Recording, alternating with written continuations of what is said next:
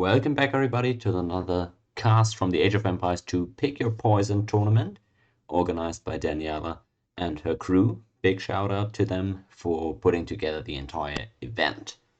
Sadly, it's quite late already, so I'm only going to be doing this one series today, but still, let's try and enjoy it to the fullest. Sadly, my cam died on me earlier today, so no webcam, but everything else in the setup should hopefully be working just fine. So let's meet our contestants and the draft then. We've got HuakNatria against Soltou. This is Group I, remember, so still pretty low elo in the 1k to 1.2k range. These guys are quite close together in terms of elo and seeding, so we're hoping for a fun series in a second here. In terms of draft, I gotta warn you guys though, I think these guys, at least one of them, might have misunderstood parts of the draft here.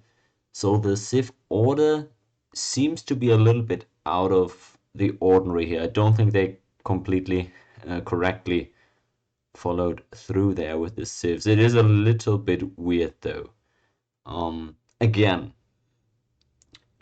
ordinarily, as you can see right here, we should be game 1 on islands with Goths against Aztecs, but as we just transition into game 1, as I would suggest, we can tell right here that this is not actually the matchup that we ended up getting. Either way, this is what these guys ended up settling for, and so it's fine with me.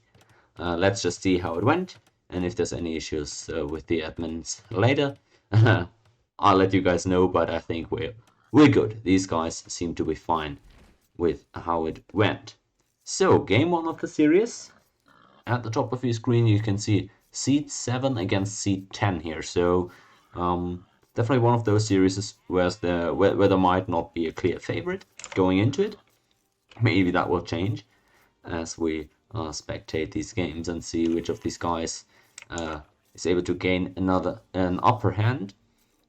But for now, we're going in with complete blank expectations.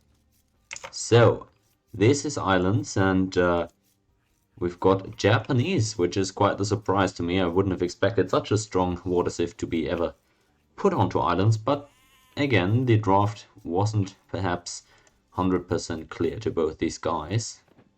However, way it was, let's check out the civs that they actually ended up getting here. Japanese, first and foremost, also a civ that we've seen quite a bit in the tournament already, classified as an infantry civilization, but of course with really nice water bonuses as well. What are these boni? We've got the tankier fishing ships that also gather more efficiently, so that is just splendid, of course. Cheaper wood costs on the eco buildings makes it so you have a lot more wood to spend in the early game. That adds up really quickly, guys. Everybody pretty much needs a lumber camp, mining camp, mill, maybe a second lumber camp. If you get all these buildings, that's 400 wood for the average civilization.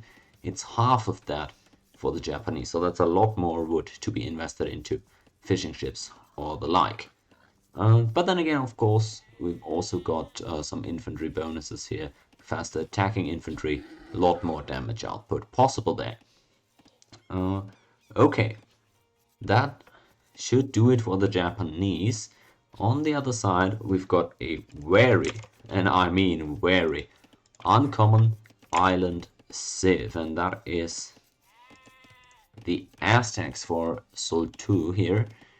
Also an infantry civilization, so we've got some mirror type identities going on, but a very different civ overall.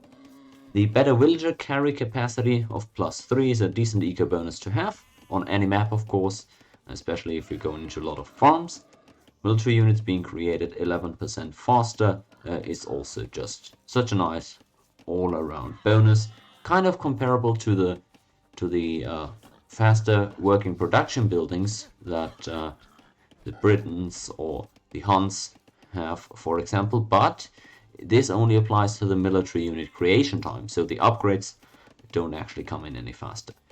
The big selling point of the Aztecs, to some people at least, is of course the very tanky monks that as you start piling up those monster attacks, you get a lot of more HP on your monk units, which makes them very difficult to take out. Not sure we're going to be seeing a lot of them in this matchup, but we've already seen in this tournament quite a few times where if you're struggling a little bit against harassment from the water, monks can also be a very efficient answer in those scenarios.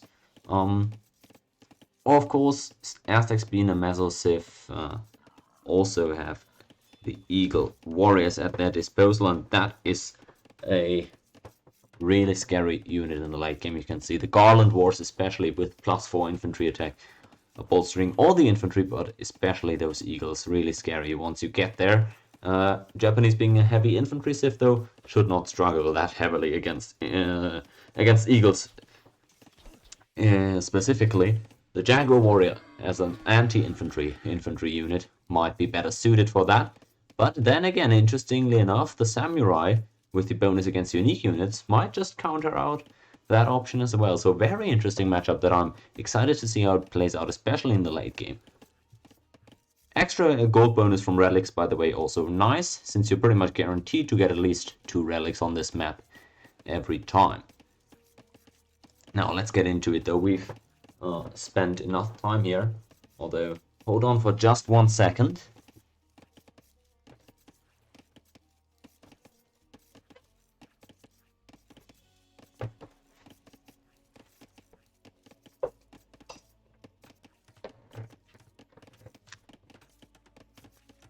As I had to just quickly make sure that my power supply was not gonna fade here. Let's actually look at the game now. Though, we've got some idle TC times on both sides, but that is not the main reason for the villager discrepancy. That being that the Japanese went up considerably earlier to the feudal age and thus, of course, had less time producing villagers. Simple math on that one. Already up to feudal age. Now let's see what HuakNatria is actually going for. He went for a forward dock, goes into one more fishing ship. A little late maybe on the fishing ship production, but has a fire ship queued for after that. That being said, very early transport out here for the Aztecs. Let's check out if that actually ends up getting spotted. Interesting strategy actually, scouting a bit with the transport ship. Now puts the unit in again. I wonder what that was for. Sees the enemy dock and strays away from that immediately. I think was spotted for a second there, but it doesn't look like Natria is actually responding or well, going through with any countermeasures. So he actually might not have been seen, despite likely dipping into vision for a second there. I completely missed that though. It looks like oh, and landing has also come through for HuakNatria. I completely missed that. I didn't even see that transport ship leaving. But that is an awkward situation, as nice job by Soltou to pick off the enemy scout. Deletes his villager? Okay, maybe just establishing some dominance there. And now coming through with his own landing. These guys, man, they're bringing the heat early on. These are infantry civs and they want to fight it out with their fists, it seems like. The transport ships now kind of just hanging around awkwardly. We've all been those guys at parties before, let's not kid ourselves. We're gamers. And out go the villagers.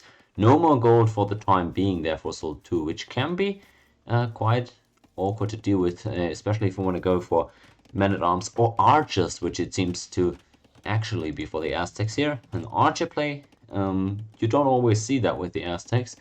I wonder if that's going to pay off. Of course, playing against infantry civs, that can be a really good option. And now I guess trying to lame the goal is HuakNatria. Interesting with the gate and all. I wonder what the thought process is there exactly. But Soltou has for now shifted on over east to mine some more resources. Maybe a second tower could really end up making his life hard, as the archery range comes out for the Japanese now as well, following that up with a man-at-arms. So HuakNatria off to a quicker start with the earlier feudal age and the earlier landing. now actually has some units in his own eco, but is simultaneously harassing a little bit on the front as well. It looks like actually though the raid here for Soltou is a bit more effective. I wish he would just micro a little bit more attentively here against the enemy villager. Loses 2 units that could have done some massive damage in the long run, so actually I'm not sure who's better off here for now. This is looking very awkward, but no real eco damage done yet by the Japanese. Sadly though, Soltou not very attentive on the offensive end here, could really deny that archery range for quite some time. Instead only now switches to attacking the villages, and that one's gonna be up here. So HuakNatria I don't think is gonna be all that upset with this. Might get some good shots in from the town center actually. Okay, just barely dodging is Soltou here, who had now been forced to abandon the lumber camp as well. The eco KD currently 1-1, but lots of idle time here and no new eco buildings for Soltou. It's really starting to cost him here. And it's getting a bit ugly there for the Aztecs, and with the skirmishes coming out, the push has completely been halted. They need some eagles, but they just don't. Well, they do have the wood. I wonder what they're doing. Maybe a barracks here would have been necessary to, with 1 or 2 eagles, push back those skirmishers. Right, but now probably regretting losing that eagle warrior against the villagers, sorry, earlier. And it's looking real difficult actually right now for Soltou. You can see the strength of the Japanese here, able to drop those new eco buildings without spending too much wood. He's got those extra eco buildings here at the back, no issue. Even 2 mining camps, completely fine, but for Soltou it's really awkward here. He's had to migrate, wasn't able to put up new lumber camp or mining camps for quite some time. Has now spotted the enemy wood line and is trying to get some more value there, but I'm not sure he can actually do more damage than he's currently taking at home. Makes his own skirmishers, but that is not the answer against enemy skirmishers. Even runs into the TC. At least he's getting another villager pick on over here, but now being pushed back with the skirmishers. Man, I think HuakNatria has got this right now. He's fine with the villagers, and he's now pushing back the enemy on all fronts. The man-at-arms completely destroying the opponent's eco right now as well. And he's losing a few of them, but now coming in with a couple of archers too. Oh, this is looking ugly. All the garrisons and the GG! Soltou did not know how to handle this one. And a very quick 1-0 for the slightly lower seeded HuakNatria in this series. Okay, respect to the Japanese here for a very unconventional opening. Both guys actually more or less going for the same play here. And ends up just being a little bit quicker on his feet there, HuakNatria, to take the lead in the series. Oh man, that was pretty difficult for Soltou to handle, as we could see. Really similar plays on both sides, but the barracks coming in to back up the archers for HuakNatria kind of made the difference there. And Japanese eco-building bonus, I believe, also very beneficial for this one. Resource differential huge there for these two guys. Oh man, it's not what we love to see for HuakNatria, or rather for Soltou, but maybe he can bounce back on his home map in a second. Now let me actually pull up game 2. You see the draft right here, but again, that's nothing to really go off in this series. There were some issues there, apparently, with how that draft functioned. What a quick game. I don't think I've seen such a quick game in the tournament before. But now we need to go on to Soltou's home map, which is Nomad. Okay, so let's pull that one up. We need some Nomad here. And these games have been quite fun in this tournament so far. So I'm looking forward to seeing how this one's playing out. Well, Soltou is the higher seed. So looking at this draft, we should be getting Japanese versus Poles. Well, interestingly, we just had Japanese, so maybe we're now getting Goths versus Poles. Maybe they're going in the wrong order there. Let's check it out as we actually dive into the game. And, oh, well, Turns out neither was right. We're getting Italians versus Poles.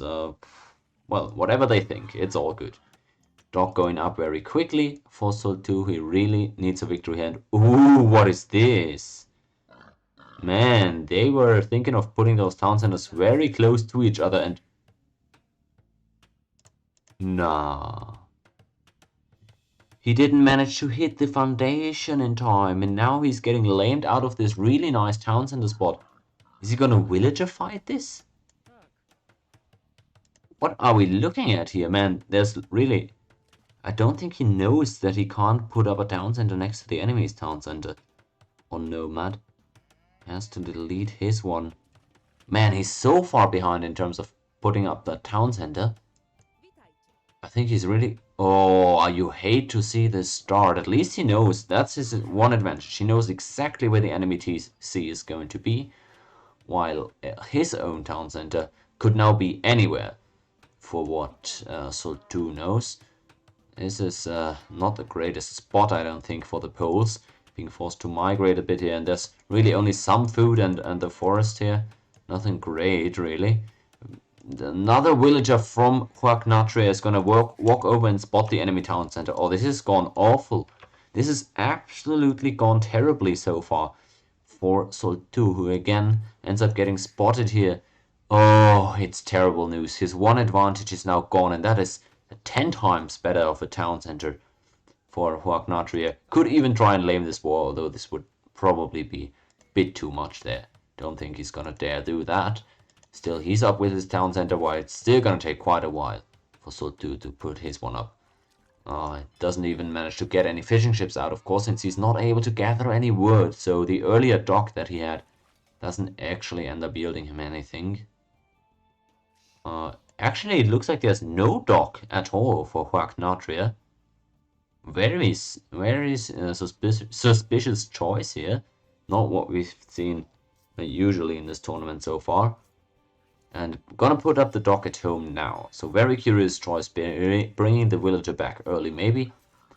Actually trying to spot the enemy town center as quickly as possible. Or potentially just was afraid of a possible villager fight breaking out. And thus pulling back the villager before anything terrible was gonna happen. Either way, Soltou in a really tough spot here. He's starting to fish in the north, but town center up way late. You can see the eco difference. 7-5 for HuakNatria. This is not the greatest start for the player who's on his home map and really needs a win here. And it was gonna have to be his utmost priority to get that town center foundation down before his opponent did. Didn't manage to do so. Oh man, and this is a rough look early on here. Let's see how he might try and recover from this one. Starting off with the villagers now, you can see he's like 1 to 2 villagers behind through most of this. And the big irony is, despite HuakNatria walking across the actual entire map from over here all the way home to put up that dock, he's still probably gonna get fishing ships out before his opponent, just because his eco is that far ahead. It doesn't actually look like that's gonna happen, but it's gonna be very comparable times for both these guys. So with a second left here to actually take a little bit of a breather, let's check out the Civ matchups. We've got the Italians for HuakNatria. The cheaper advance times, super good on Nomad especially. You're gonna get relatively consistently up to the next age before your opponent does. And especially when you're close together like this, that might give you huge timing windows to make stuff happen. Cheaper dock, university tax, super nice. Cheaper fishing ships, that's just the dream, guys, isn't it? I mean, so good when you're on Nomad here early on, lacking wood. One of the best bonuses to really have there, as far as I'm concerned. And some other decent bonuses, but let's not waste any more time. Gotta check out the Poles as well real quick. We haven't really seen them a lot in the tournament until this point. A very different civilization who typically actually like to scale for a little bit, not do a whole lot. Oh well, just happy to get to the late game, I should say. Full work, as one of the potent eco bonuses in the game. Makes your food gathering that much more effective. Some issues with the luring of the boar. Let's see if he might lose that villager. Goes for the safe garrison, and good job there, avoiding any bigger issues. Still, poles, pretty decent save with the stone mining bonus, trickling some gold. Not going to be too effective here since, well, he doesn't really have any stone, at least not in the short term. Also very well known for their light cavalry and just the cavalry civ in general, right? With the privileges, the cheap knights can absolutely overwhelm opponents if you've got a decent opponent economy up and running, but we're still far removed from that being a reality. Also, the extra attack against archers is pretty decent against Italians, who oftentimes end up going archers. But of course, with the Genoese, you might potentially think twice about that as the Poles. Interesting matchup. Sadly, I said in the last game I was interested in seeing how that matchup played out in the late game, so I'm not going to say it this time in order to try and not jinx it. But I guess as a caster, you really can never be safe, and might just happen anyways. Soltou really with some troubles here balancing the eco. We'll see how that ends up going for him. But gonna take him some time getting up to castle age, and we'll see how it goes here comparatively to his opponent. But the Italians with the already cheaper advance cost might get a really good timing here, despite them also going for a little bit questionable eco balance, I would say. Putting up the mining camp, apparently looking like actually HuakNatria might be going for a... Oh no, it's a mining camp on stone actually. That is very early mining camp on stone for my liking. Yeah, I wonder what they're actually going for. It does look like a standard fast castle in some ways, but well, we'll see if it's actually going to end up being that. Loom coming in and then trying to go up to the next age is Soltou, but actually makes another villager. Wonder if that was intended. Either way, the idle time's looking decent for both these guys. They've managed to eco way better than I ever have on Nomad, and that's for sure. Well, I've only played this map when I forgot to ban it, I guess, but still. I want to praise them a bit.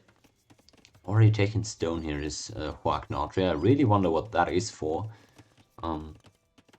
Currently debating in my head what he might be trying to do. Is he actually just...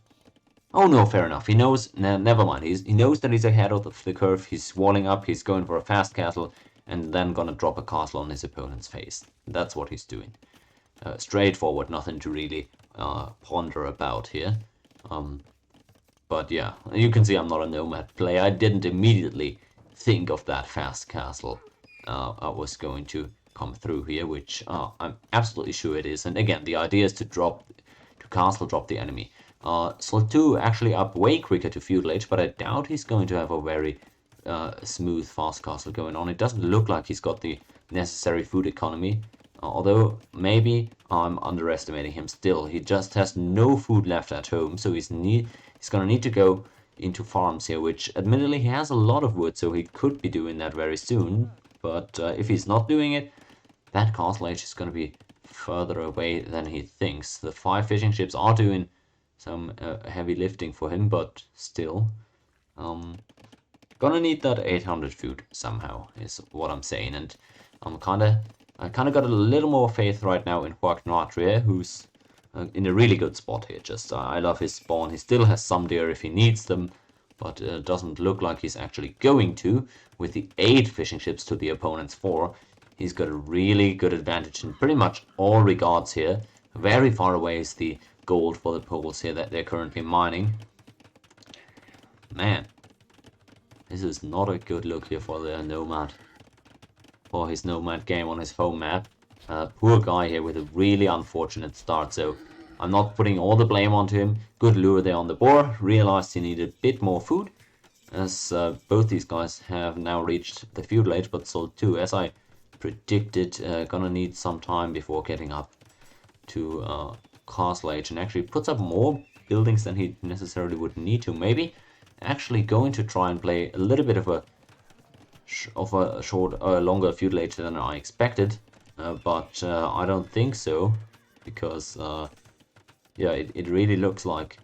Well, we'll have to see. I'm a little bit confused by what he's doing. He's grabbing wheelbarrows, so I'm not sure this is one of the out of the book standard builds that I might be familiar with.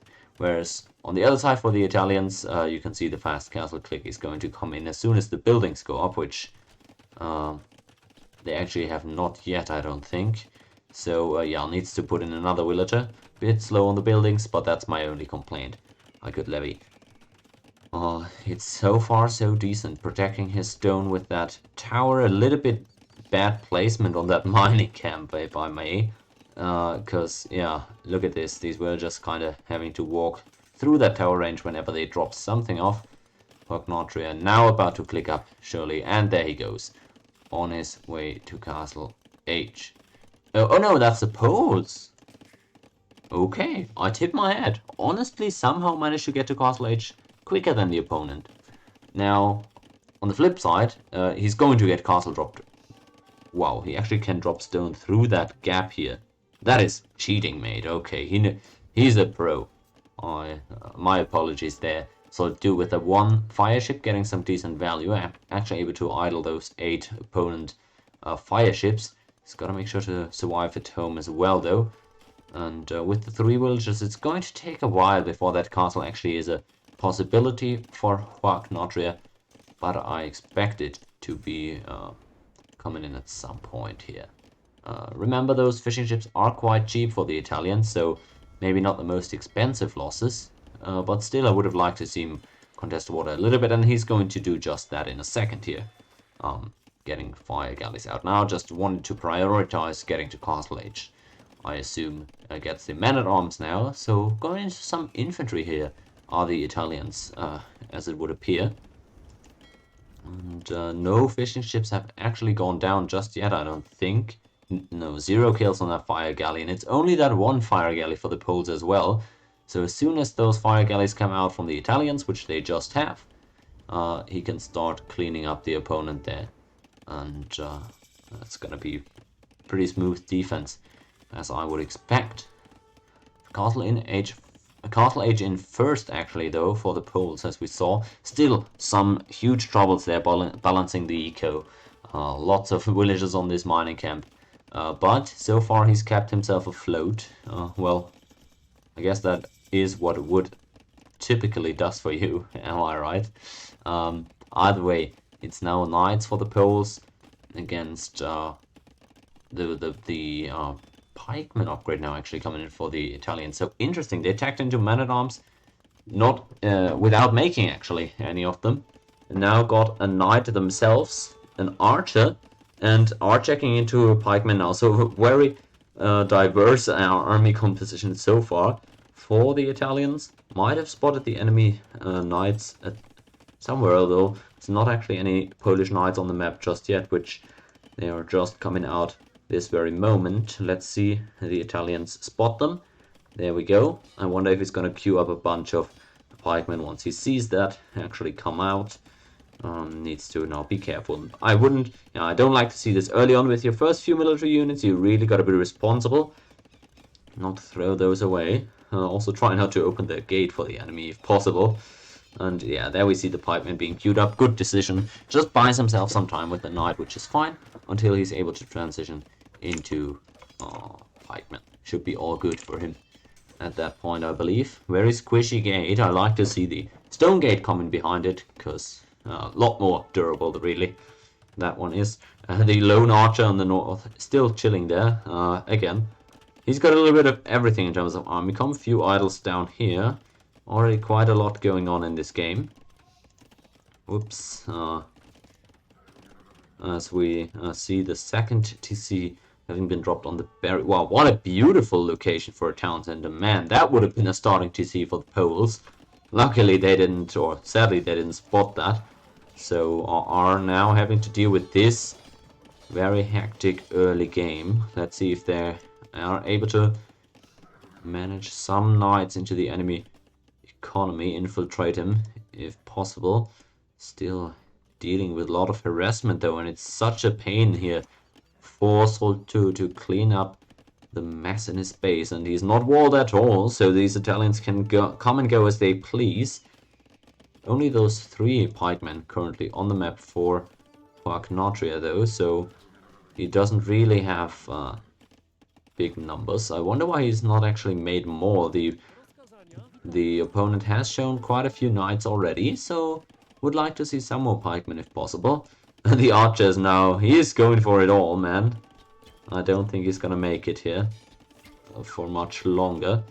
And as the towers are still battling it out here in kind of a gentleman's duel, well, actually, this is a bit of a shorter armed gentleman here who can't even reach his opponent, so not the evenest of fights.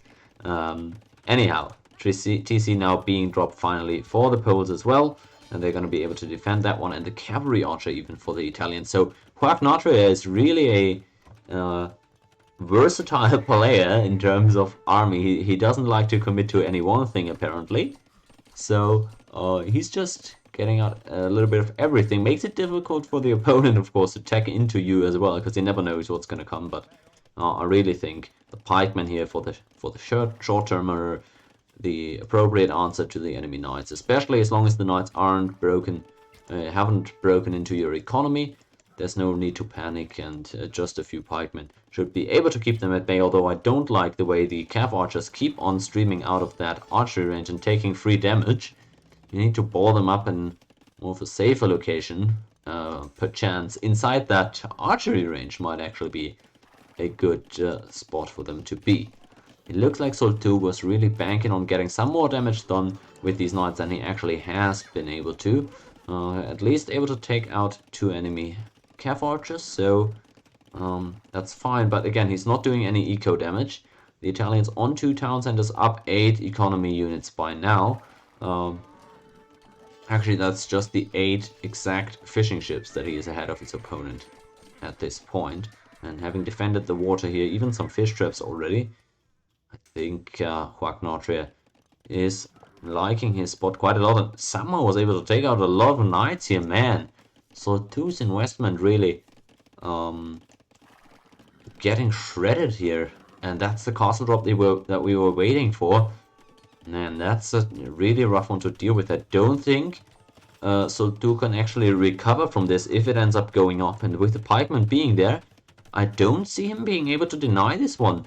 This might be a get out of my serious castle if it goes up, and it very much looks like it is going to. Denies almost the entire woodline here in the east. Still, there's some more woodlines, of course, for him to adapt to, but he just has 0 space left. And with the resource situation also not being amazing there for the Poles, I don't see a single edge that he has on his opponent yet. It looks like he's actually gonna fight on though, so I like the spirit there. Not throwing in the towel early. Siege Workshop is next for HuakNatria. He's going to commit to this castle age. He's got a lot of wood here, so can definitely invest heavily into siege units. That's what he's going to go for. Cavalry archers are, of course, still an option for him, but looks like he's going to swing away from that now. Genoese crossbowmen actually being queued up in the castle. Decent choice as well against those enemy cavalry units. 3rd TC being attempted to put up and successfully dropped for Soltou, which apparently is going to be the best one yet for him. He's going to quite enjoy the spot that he's found for himself, but is going to lose out on a lot of space at home. That TC is not going to live for that much longer, it looks. And still very safe eco, but that is about to change. Or is it? Nice reaction on the repairs there, actually, from the palisade. Really good catch there. Was able to keep out the knights. That was crucial here. That raid could have really swung the tides of this game. At least, yeah, it might have. Because in terms of eco, these guys in numbers nominally are equal, despite of course the worker efficiency being way better for the Italians at this point. Despite even sending this many guys forward, the idols for Soltou are just through the roof. Oh, this is a rough spot, man. Dropping the archery range now, trying to get up anything. I don't think the archery range is actually a good response here against enemy knights. But anyhow, this is a this is the attempt here, at least for Soltou. Oh man, he can't even garrison all the villagers in this town center, at least not going to need to. Was able to fend off the knights for now, but lots of fires here to put out, literally and figuratively, as the Italians keep on streaming into his land, harassing that economy, which is very unprotected, and even branching out into another town center of their own. Good to see you there, Beige. Nice to see you there. I hope you're enjoying the new emotes. Yep, we've got the mango die and the mangonel for whichever unit you prefer. You can also drop both though, because as you've seen in my tourney game 1 against Noob, I'm a big mango die mangonel enjoyer myself. This has been a very weird series so far. We had the quickest Islands game ever, where both players went for the exact same strategy, and now we have the underdog up 1-0 with a very good start on Nomad here, trying to close out the series on the opponent's home map.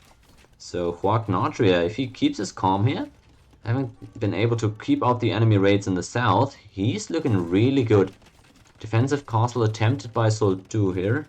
Glad you like the emos though. Those are much easier to understand than my obscure middle-aged Viking references or these Civ 3 emotes, I assume. So, hey, at least I found something. Alright, the castle trying to defend his eco, but I'm not even sure he's going to get this one up. Oh man, this is a rough look for the Poles. I can really see them trying, because I would have thrown in the towel in minute 1 in this game. It really started that badly for him. But man, the mangonel pushing the villagers off. Oh boy, he's actually getting pressured at every point here. Doesn't have a single spot to relax and recover in. And that castle is not even going to go up, is it? Can he micro those villagers from within the town center somehow to get the castle up? 90% constructed. Oh, maybe that could try and buy him some space here on the gold. He deletes it though. Oh no. Poor guy. Doesn't get the stone back. Maybe expected to get a bit more out of that. Oh, he's just getting harassed everywhere at this point. Even in the north. The mangonel. Oh, I love this pressure from HuakNatria. The multi-pronged attack here, really no breather at all possible for the opponent. And he calls it here. Soltou, man, he's finally broken. That was a rough series for the man. Got real unlucky here at the start of this one. But also nicely done by HuakNatria. Again, there was some shenanigans with the Civ picks in this series that these guys might have misunderstood the draft a bit, and there was a bit of confusion between the two of them, but hopefully that didn't detract from the experience for either of these guys. It was a really cool one to watch. Man, that was a game. And the fastest series I think that I've cast just yet. It is a GG here already. I'm really sorry, Beige. I appreciate you coming out here, but I can only do this one series today. I'm gonna have to be at school in, oh boy, 9 hours from now. Ooh, okay. That's gonna be a short night for me. But, short night for me after a short series. For HuakNatria and Soltou, congrats and thanks for participating in the event to these two guys. I'm gonna be seeing more of one of them at least in this tournament, Bracket Eye. And as we close out these first round series here, we're looking forward to some exciting quarterfinals in this upcoming week. Of course, I'll be trying to cast as much as possible.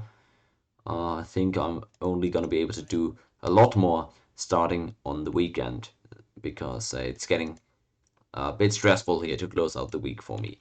Either how, this was certainly one of the series of all time. Funny one. And I'll be excited to catch you guys again tomorrow. Hopefully with webcam again. Maybe with some decent emotes for once, actually. I'm still trying to get emote artists and stuff, but we'll see. All is gonna come at its time. Then again, please make sure to follow the Pick Your Poison tournament. Check out the Discord for any updates. Follow Daniela's stream and all the other guys covering the event as well. And that's gonna be me out for today.